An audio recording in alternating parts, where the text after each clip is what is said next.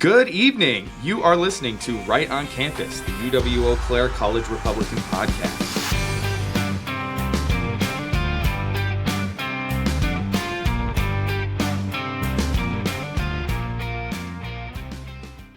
All right, well, good evening. You are listening to Right on Campus, the UW-EC College Republicans podcast. As always, I'm Ryan, the Vice Chair of UW-EC College Republicans. I'm here and joined with my co-host and working partner, Tatiana, the Chair of UW-EC College Republicans. As mentioned on the last podcast, this is the second half of our last week's recording, and tonight we will be discussing the military draft. First, I just wanted to go over again, just to outline, we'd like to take care of some housekeeping items so you know what to expect as we enter the winter break season. We'll be continuing to have a weekly episode, but we'll have some more special guests and could switch the format around for a few weeks. But then we will return in February with this podcast going on business as usual. All right, so with that being said, let's get into the military draft. Sweet. Okay. So basically, the military draft has been around as long as humans have been around. Yeah. Yeah. I mean, for as long as there has been conflict. Yeah, we've been drafting people. Yeah, countries have, not just us, but all countries have needed, like the Spartans, you know, have you ever heard those stories? They take the babies and they train them from birth. I mean, that's sometimes in dire needs call for, you know, dire measures. But in this country, the selective service draft kind of started in the Civil War. I mean, it kind of started in the Revolutionary War. But we also, weren't a country. Yeah, I mean, we didn't have census records or anything, and you couldn't actually draft people. But the first one started in the Civil War. So in 1863, under the Enrollment Act, citizens could pay $300 or hire substitutes to defer their service. Okay. Which led to a lot of issues, and so there was this big New York City draft riot in the 1860s. Oh yeah, I can imagine. Yeah, but yeah, so they were drafting for the Civil War, obviously. But in more recent times, we'll move on to World War I. So the Selective Service Act of 1917 required men aged 21 to 30 to register for the draft. Okay. Over 2.8 million men were drafted for World War I. And most of the U.S. That would make up most of the U.S. forces in World War I. So 2.8 million people were drafted to fight from 1917 to 1918. I don't know if people know that, but the U.S. involvement in World War I was very brief. Okay. And then we get to World War II. So the Selective Service and Training Act of 1940 became the first peacetime draft. So we didn't enter the war until 1941 with the attack on Pearl Harbor. Yeah. But we could sense that we needed... Yeah, getting ourselves ready. Yeah, we needed to gear up. And so we started drafting... We drafted over 10 million Americans who were drafted during the tenure of the war. And this was a big help for the U.S. in World War II. I mean, we always talk about, in history classes. I think I've mentioned on this podcast before, but, in a way... They weren't just drafting for the military. And they drafted people, I'm not drafted, I'm in air quotes here. The entire country was motivated for the war effort. All of the manufacturing plants went from producing refrigerators to engines for Ford, or in Jeeps to go over. It almost became a part of the culture. It was. Yeah. I mean, and women stepped up, left the home, went into the factory. And so they had, that famous ball game, was it I think it was in New York. It was the Yankees and Red Sox or something. They did like a bond drive or something. Oh, yeah. But yeah, so 10 million Americans drafted to fight in World War II. And then we get to the most famous and most controversial use of the draft was the draft in Vietnam. Okay. So between 1964 and 1973, the draft was very controversial. And over 2.2 million American men were conscripted to fight in the jungles of Vietnam. This is where we get a lot of widespread draft dodging. Yes. Yeah, people would flee and go to other countries. Yeah, exactly. Like Canada, Mm-hmm. and a lot of people sought deferments through education, Yeah. like for education, like if you're in college, Mm-hmm. or medical reasons. Famous draft dodger Muhammad Ali. Yes, I did know about that. Yeah. Yeah.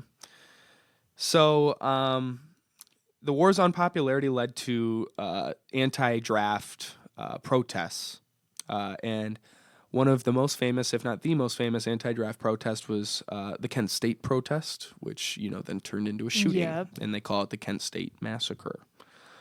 In 1973, the U.S. transitioned to an all-volunteer military force. They did away with the Yeah. draft, ending mandatory conscription. So yeah, I mean, do you have anything to add on the history, or do you want to keep rolling? No, I mean, as a girl, I'm not somebody Yeah. who's really paid attention much to the No, draft. yeah, right. And saying that, do you want to talk a little bit about what that process looks like to be draft? When you sign up for the draft. Yeah. And, No, absolutely. So all male U.S. citizens yep. and immigrants who are naturalized and are Mhm. citizens, aged 18 to 25, are required by law to register for the draft. Yep. Failing to register for the draft will result in a loss of federal benefits like student loans or government employment. The draft is basically a lottery system. So famously in the 60s and early 70s, people would sit around their televisions and they'd watch the little ball, Yeah. and then they'd pull the ball out, and the ball would say January 12th, and every kid born January 12th Wow. now has to pack their bags because they're going to the Oh my jungle. gosh. And that's how that worked back It's then. like our housing lottery system. Yeah, I know. Seriously, it's like the NBA draft. That's because that's one of the things I was wondering is like, now everything's, done by like text, email, phone calls, all the things. But, Yeah. how did the draft work before we had all that? Yeah, And, they kind of made a spectacle out of it. But then you get a Yeah. letter in the mail that says, "Show up, or you're a fugitive of the U.S. government. Oh my and you'll be put in gosh. jail for draft dodging." Yeah. That's crazy. Yeah. So the lottery system, if it were to be reinstated, the lottery would be conducted on a random basis and select individuals for service, probably in the same way, not maybe making as much of a spectacle out of it. But I think that there might be more transparency that way. Well, and I think also that it helps unify the country because you don't want what happened in the Vietnam War where everyone's split on whether or not, we should be drafting and, all that type of stuff. It kind of Right. brings this fellow like, yeah, we're Americans, we're going to fight, Yeah. getting the guys all riled up like you do before, like they, A football game. yeah, exactly. So, I see why they do it. Yeah. And so there are deferments. Mm-hmm. For example, I am not required to be drafted. I actually can't be drafted unless they change the law. It wouldn't be very beneficial to draft me. I mean, I could do it. I could go and be a soldier, but without getting into it, I do have a medical condition. Yeah. And so there are medical conditions that you will be exempt from And the draft even for. beyond that, being in college. Yes, that's a pretty famous one. So most college students who are enrolled in college can apply for deferment. And then other hardships. So if you are the only living son Really? Okay. of a family, you won't get drafted. Have you ever seen Saving Private Ryan? Oh, yes. My mom loves that movie. That was kind of the plot. I mean, he obviously got drafted and was serving, but they had to get him out quick because they had this value for like, if he lost 3 brothers and he was the only one left and there was anyone else to carry on the last name. Yeah. And so they went out and got him. So you can get a deferment for that as well. And this leads us to the gender debate, if you want to take over from here. So, as a woman, I mean, can we define what that is? But women are currently exempt from the draft, but this is kind of a controversial topic and debate. Yeah. And so going back to 1981, Supreme Court kind of upheld that it was, male-only registration, and that was in Rotzker versus Goldberg. Yeah. And then in 2021, so what, like, if I can do math, 10, 20, 30 years later? Yeah. Wait, did you say 2021? Yeah, Yeah, 30 yeah, years yeah, later. I'm Oh, counting. okay. Yeah, I may be yeah. an engineering major, but I can't count. Yeah, I know, yeah. But so in 2021, then Congress kind of like debated it, like should we, require women to be drafted? Okay. And they ultimately ended up on allowing women to, register. Yeah, voluntarily like, register. not Yeah, it's requirement. not conscription. Yeah. Exactly. And so there's people who want it to be, equal. Like they're all about equality between the genders. Yeah. And then you get the people who there is no gender, so it shouldn't matter. And geez. what if I'm a trans man? I'm a woman who became a man. Then do I have to, And so Yeah. you could go down a whole Nice. rabbit hole with that stuff. And so that's kind of the push for why they want women to be required to be drafted. Yeah. But then on the opposite side, there are physical differences between men and women. Mm-hmm. And there's also different roles in society between men and women. Absolutely. Not every, male or female is going to follow that, to a T. Yeah, but every mother is a woman. Exactly. Yes. Exactly. And so I was just kind of looking into, the biology of it all. Okay. And I was curious as I was, looking at the difference in biology of men and women. And I was like, have we ever had a woman in the Navy SEALs? Because that's considered, Navy SEALs is one of the top branches. Yeah. No. And no, you're right. Yeah. And I did know that. I watch a lot of movies. well, and I figured that was the case, but I think more of my question was, are they allowed? And they are. Yeah, that's what I thought. And that's the key part. They are. Mm-hmm. Women have gone through the training even. Mm-hmm. But yet none have joined. I think one has technically passed the test, but I've seen different sources say different things. Okay. No, I never heard about that. But yeah. But the training's so difficult that most women actually end up breaking their legs. Most men can't even do Yeah, it. like, and actually, I just went to a conference for my major, and one of the topics that was talked about was stress fractures in the military. Really? Mm-hmm. Huh. And females typically have more stress fractures in their legs and especially their pelvis Wow. because they're not designed to be In a performing. trench. Yeah, performing this type of stuff. Wow. I didn't know that. Yeah. And so, I think that's important to look at when we're talking about drafting women because if we're not biologically built for this, it's not safe for us. No. No. And But no, I totally agree with you. Men and women are different.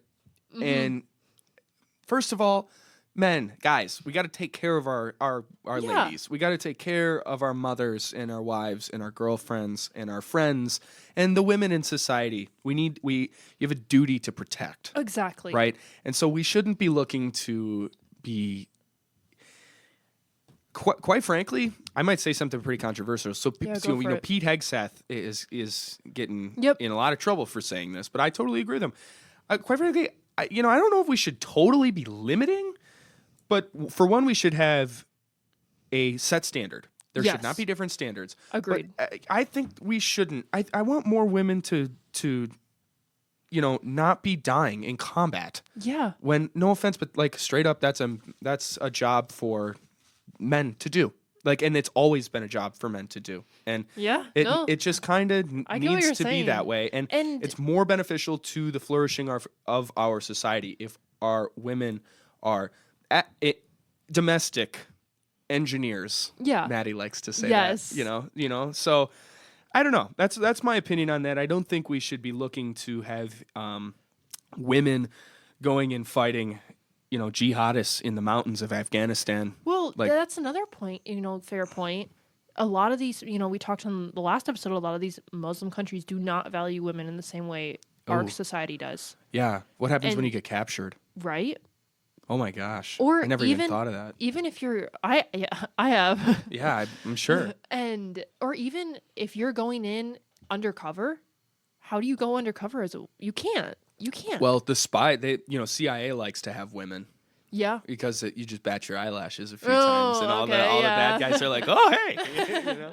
If it's like some dude with a beard and a baseball cap, and he's like a white American guy in No, that's like fair. a Muslim country, they look at him and they're like, "Oh, yeah, so Yeah. he's definitely CIA." Yeah, try Like, doing that to Al Qaeda leaders. Yeah, no, right? You, you might have a different response. Seriously. But Yeah. So this is all I think reasons that I'm not saying that women can't be in the military. No. But it's not the best avenue always. No. And it's not to say women are less than men or women aren't capable, but it's to say that women are biologically different and emotionally different, and that's not a bad thing. It's just a difference. Right. The same way that I love math and you don't. Yeah. Like, which I've always heard that is kind of a flip. Really? Like men gravitate towards math. Yeah. But I don't.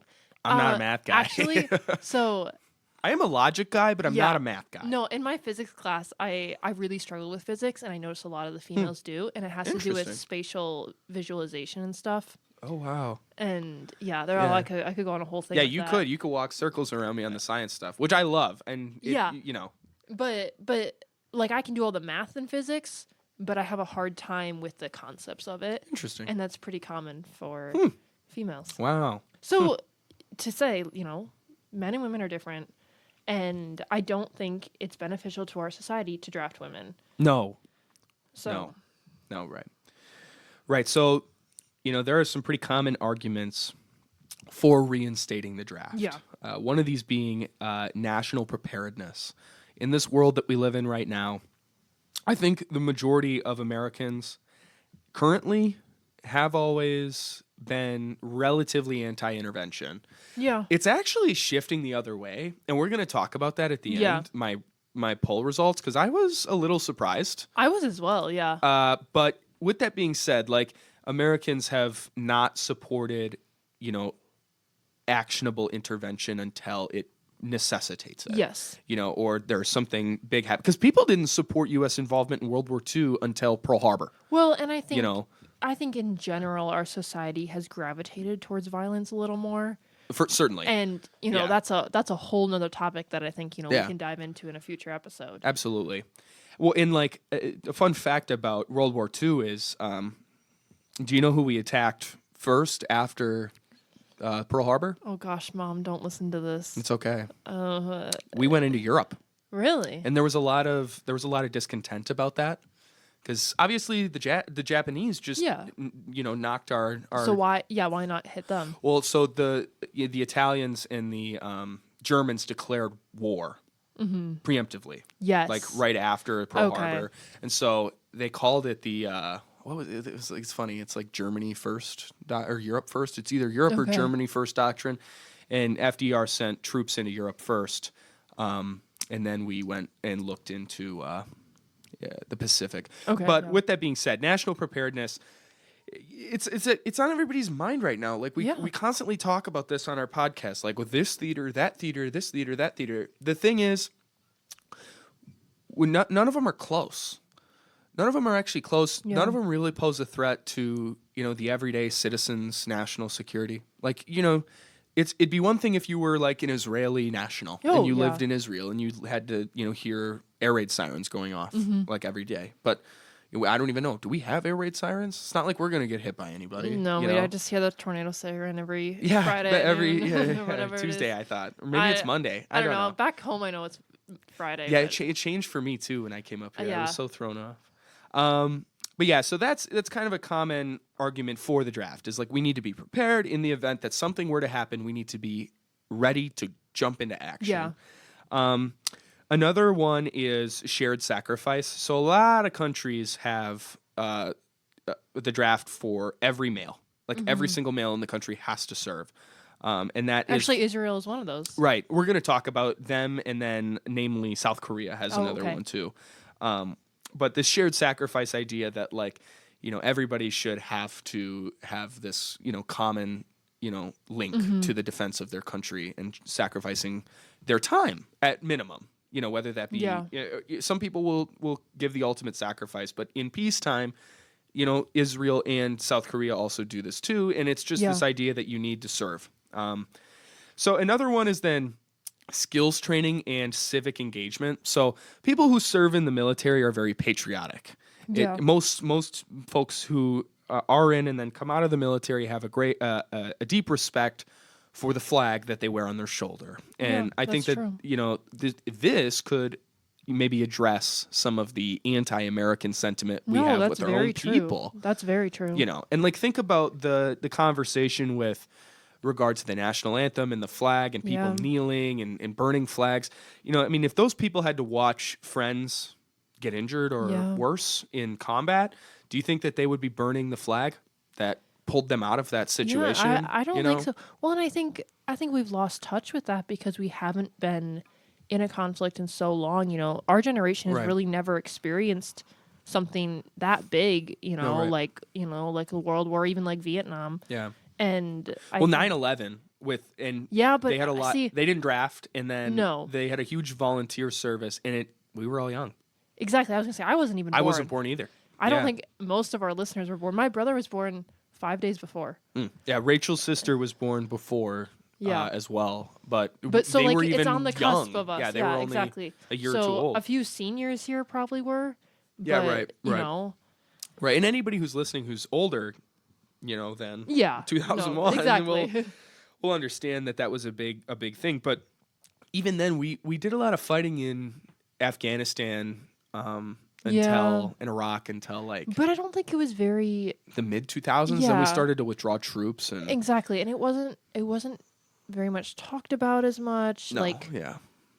We were just kind of there. Yeah, exactly. Which is a big problem, and a lot of people like to say it was a big problem. So then there's some arguments against the draft. One being freedom of choice. I do want to add one more. Oh, go ahead. For the draft. Yeah, for draft. Yeah, please. The other issue that I kind of worry about if we get rid of the draft is people being willing to step up. Interesting. Because there has been a decrease in people signing up for the military recently. Mm-hmm. And particularly in our generation, and not even just people signing up, but people qualifying to serve. 17 to 24-year-olds, only 23% qualify for the military. Wait. 23? 23%. Oh, my goodness. Yeah. Yeah, that's bad. And that's without a waiver. So a lot of them can go and they can get a waiver. But a lot of this has to do with high obesity rates, very high mental illness rates. You can't serve if you have a mental illness. And this does include things like ADHD. Wow. So you can, because if you're medicated.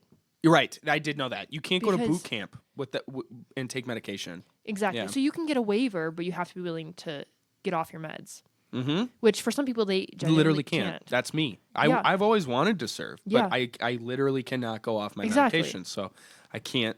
I can't serve. Another high one, along the lines of that is drug use. So prescription, right. Drug use that, like you just said, you have to be able to not take meds because if you're serving our country, they're not going to have a doctor for you to just, let me go run and get my meds. Yeah, right. And then a big one too is physical unfitness. So kind of going along with obesity. So, it kind of worries me that, if we were to get rid of the draft and something was to happen, would we have a country that's able to protect us? And would they be willing to? Because then you also have a lot of people who don't want to join the military because they view it as Republican values. Yeah, right. And, the they don't flag want... itself. Exactly. Yeah. And they don't want to be labeled as conservative. Yeah. Which is just sad because our military should be unified. It shouldn't have anything really to do with political parties. Politics, right. Yeah, well, and that, unfortunately, that is the thing is, I think another reason why we're seeing a decline is it's maybe twofold. One is personal interest or respect for the conflicts that we're fighting in. Yeah, no, that I mean, too. like if you take, for example, 9/11 happens and they say that Al-Qaeda was training and stationed out of Afghanistan. So, of course, all these boys watched the towers go down on their TV. I mean, you hear stories all the time of people who literally walked out the door and walked into a military recruiting office and said, you put me where you need me. Exactly. And I respect that. I do respect that. And, no, for sure. But with that being said, we were there for 25 years and yeah, we got bin Laden, but he was in Pakistan. Yeah. I mean, and like we look at Afghanistan now, we pulled out. You know who controls Afghanistan? Al Qaeda. Yeah. The same people we fought in 2000 and what was it? Yeah, I think it was 2003. I'd have to be sure about that. But we went into Iraq first. But then it was Afghanistan, and it's just like people, soldiers who fight and lose limbs and lose brothers, like, come out of that and see how our politicians have handled that. And then they lose motivation to want to go do that again. And then on top of that, how many homeless veterans, are there in this country that get treated like, scum? That's another good point. Yeah, we do not treat our veterans well. We don't take care of our veterans at all. They come home with smog in their lungs and radiation. Good luck. Yeah, we're just like, oh yeah, by the way, like good luck, Yeah, like, and we just let them be homeless. Yeah, you know? we don't care. And there's a reason that in a lot of these countries or states that are starting to allow assisted suicide, that veterans are one of the top ones seeking it out. Right, of course. And we just don't take care of our veterans at all. It's personally disgusting to me. Oh yeah, absolutely. And I don't know how anybody could condone the way that we treat our veterans. Yeah, it's terrible. Yeah, and so, that'll be so like, and then we've got some arguments against the draft. We can kind of go through these relatively quickly. Mm-hmm. So there's like freedom of choice. People want to be able to choose if they're going to die for their country, which is respectable. I get that. Yeah, for sure. It raises ethical concerns like, is it right to send someone where they don't want to go to die? And also, like, how effective is that person really going to be if they're not invested? Exactly. And that, that bleeds into military effectiveness. Like, you're not going to have an effective fighting force if they don't, at some level are willing to die for their country. I mean, that's the whole point of fighting war, is fighting to win. But in the process of doing that, there's a chance that you might pay the ultimate sacrifice. Yeah, exactly. And then, that's kind of it.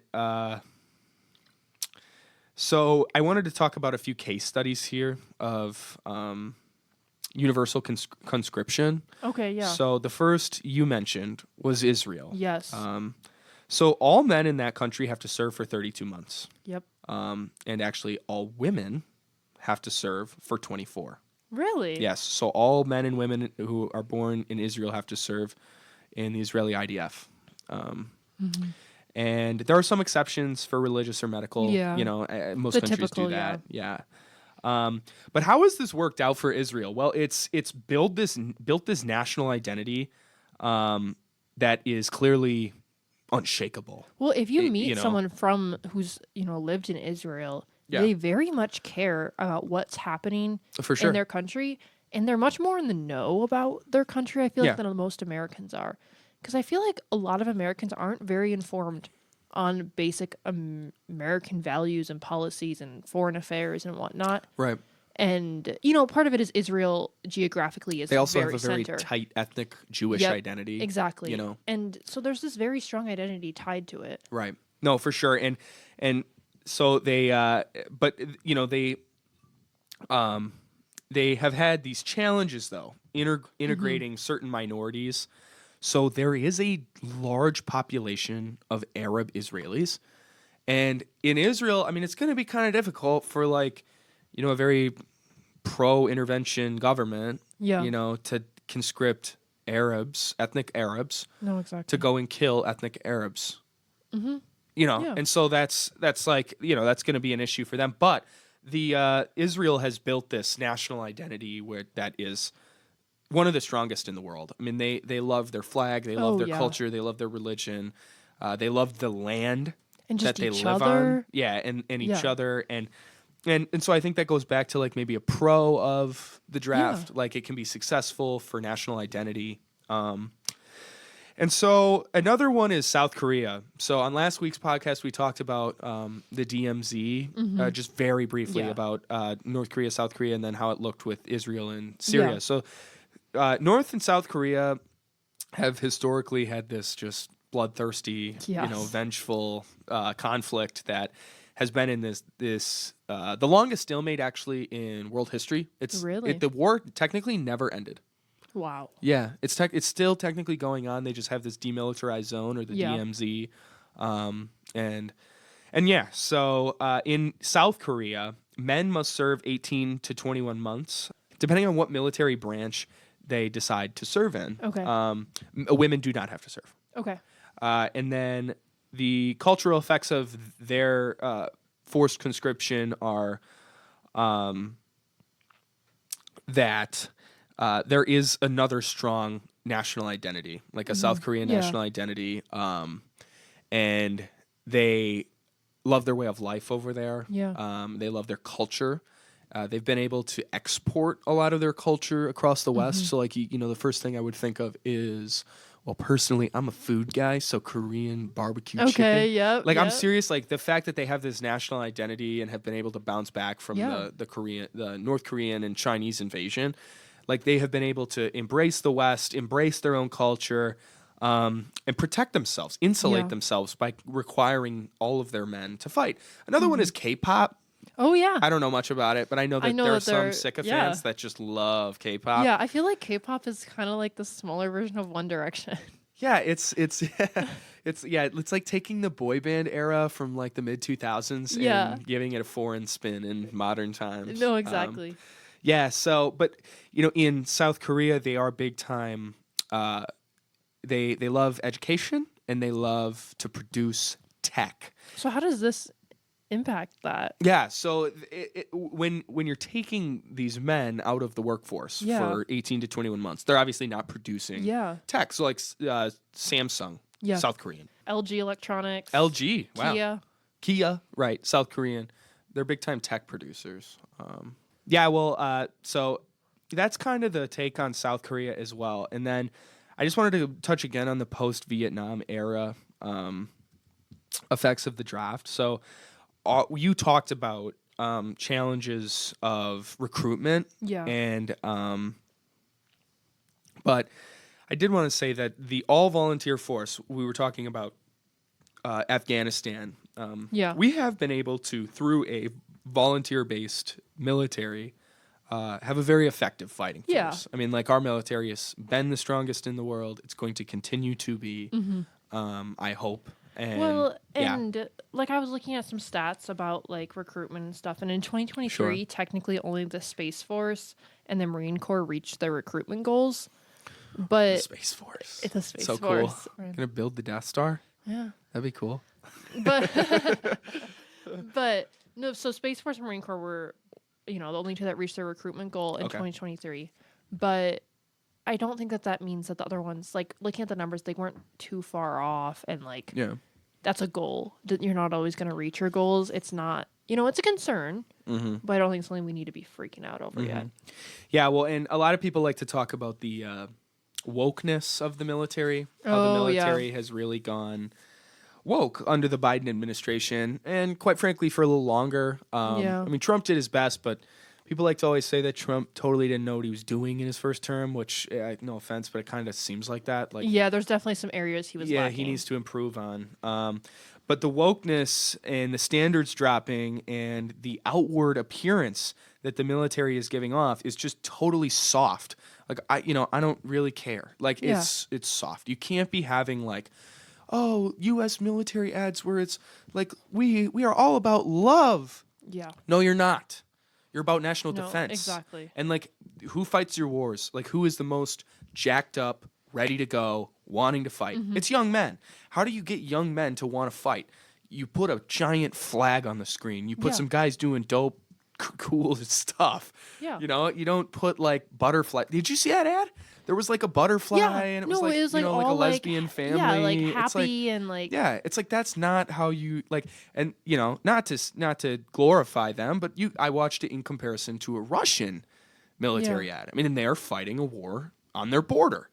I mean, and their ad is tough. Yeah. It's real tough, and it makes people go, "Oh shoot, they're here for us. They're at our gates." Like, and if that's how you can motivate your force to be strong and motivated and patriotic, you gotta do that. It can't be about love and, like, I mean, we can be loving people, but let's not like build our marketing campaign around rainbows and butterflies.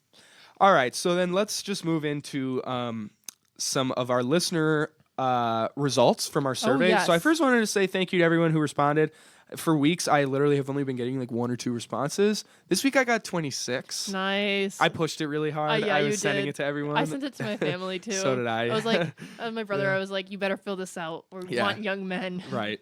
So the first one I wanted to say was 64% of the respondents were male. Okay, I think that's valuable. Yeah, right. The age, we got a pretty wide variety. So Yeah. most were 17 to 20. Yep. The next largest was 30% were 21 to 23. Yep, The next makes was sense. 24 to 30. And then we had some of the grandparents Yeah. in there, 11%.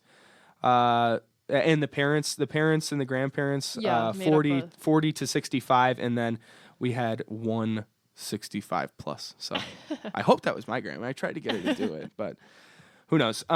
So the first question that I wanted to highlight was, do you believe that the United States should reinstate a military draft?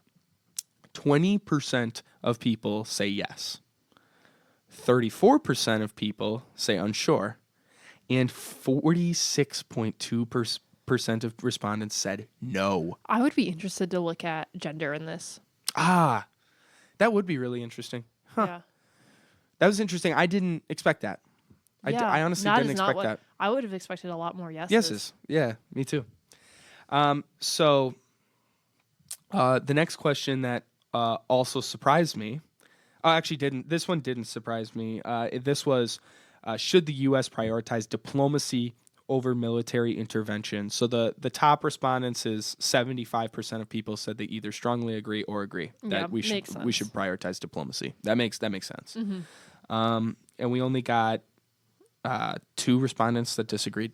Okay. So, yeah, I mean, the next question is, would you support U.S. military action against drug cartels in Mexico? This kind of is- shocked me. Yeah, after like, thinking about it, I totally, was like, yeah. oh, okay, this makes sense. We got 64% of respondents said yes Yeah. overall. 53% said yes, period. Mm-hmm. Send them in. 11.5% said yes, only if the Mexican government approves. And then 26.6% said no. And then 7.7% said unsure. So this was the most supported military intervention, which I think makes sense. Yeah. It's on our border. Oh, You yeah. know, and most people know someone who's been affected by opiates or, Oh, yeah, fentanyl. for And sure. so that's a big one. The next most supported one was how likely are you to support U.S. military action against Russia if it escalates further into Europe? So now there is actually a pretty wide breakdown through Yeah. all of them It's here. very colorful. But the likelies do take it. Yeah. So very likely is 23%. Somewhat likely is 30% of respondents. Neutral is 11%. Unlikely 11%. And very unlikely is 15%. And then we got some unsure sprinkled in there too. And then I think there's one more that I wanted to highlight here. The least supported involvement is China. Surprisingly. Okay. 30% of respondents said no. And then 34% of respondents said yes, but only with broad international support. Okay. So that was pretty surprising to me. I thought Yeah. people would support. A surprising number of people do support intervention if Iran develops nuclear weapons. You know what's interesting to me is we have a lot of people who would support these interventions, but a very high number of people who don't support the draft. Yeah, It's kind of interesting. that is very interesting. That's a really good point. So Yeah. just fun to think Yeah, about. if you wouldn't volunteer to go, maybe don't support it. Yeah. No, it does make me Seriously, wonder. yeah. How likely? Okay, we already covered that one. Then there was one more. Oh, this is the most opposed. Should the U.S. intervene in Venezuela for humanitarian and economic reasons? Yeah. 65% of people oppose. Okay. Yeah. This is one more I wanted to cover. U.S. invaded by a foreign power. 85% of people say yes, absolutely. We should that we would support a draft. Okay. So Yeah. that changes the draft. Yes. Okay. Yes. Makes sense. Right. Once again, I'd like to see the breakdown of Yeah, gender. I think for that would sure. be interesting. But For yeah, sure. no, it's really cool though to look at, especially because a lot of these people were around our age. And I'd be interested. That's another thing that we could look at is the difference in age with these responses, Right. because especially young men are probably going to be a little more hesitant with some of this stuff because it's them who certainly. would be drafted. You Right. know? Right. All right. Well, any final thoughts on the draft? Or No, I mean, I think I'm somebody who probably leans more towards supporting the draft. And I think, it's valuable to have something set up so we're prepared. yeah. We use it, limited, Yeah. don't just go around being like, okay, we're going to draft for this war and Here this we go. war. Yeah. Right. But yeah, so. Yeah, I'm a know. little torn on it. Like, I can totally see why we would need it, but at the same time, like what you're explaining about, like, you get the wrong people motivated to Yeah. go to the wrong country, and you can kill a lot of people just by I could get that. just by yeah. doing that. So, yeah. Well, thanks for listening to Right on Campus. We post this podcast weekly where we tackle current events and life as a conservative on campus. If you'd like to learn more about UWEC College Republicans, please join our meetings on Monday nights in Centennial 1704. Reminder that we will not be having any meetings for the rest of 2024 calendar year, but please join us back at our first meeting on January 27th. Follow us on Instagram and Facebook at UWEC College Republicans, and please be sure to like, comment, and subscribe if you're watching on YouTube. Favorite and share this podcast if you're listening on Spotify. With that being said, please have a great night. Thank you for listening to Right on Campus. We post this podcast once a week where we talk about current events and life as a conservative on campus. Follow us on Instagram and Facebook at UWEC College Republicans. Have a great night. See you next time.